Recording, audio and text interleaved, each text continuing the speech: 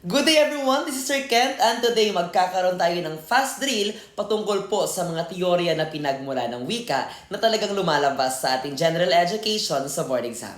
Handa na ba? Let's start. Kapag tinanong ano po yung teorya ng wika na patungkol sa tunog ng kalikasan, that's bawaw. Kapag naman kumpas o galaw ng kamay, that's tata. Kapag naman bagay-bagay na gawa ng tao, that's ding-dong. Kapag pwersang pisikal, that's yuheiho. Kapag naman masidhing damdamin, that's pupo. Kapag tunog ng sanggol, that's koko. Kapag naman ang wika ay inimbento o arbitraryo, that's eureka. Kapag patungkol sa pagkakakilanlan, that's heyo. Kapag naman bulalas ng tao, that's babulaki. Kapag naman patungkol sa romansa, that's lala. Kapag naman mahaba at musikal, that's sing-song. Kapag naman ritual ng ninuno, that's tararabumdiay. Kapag naman biblikal, that's story ng Babel. Kapag naman madaling pantig, that's mama. At kapag kumpas ng bagay, that's yam-yam. Nakasabay ba?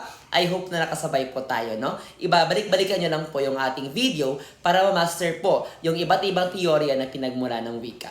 This is Sir Kent. God bless everyone.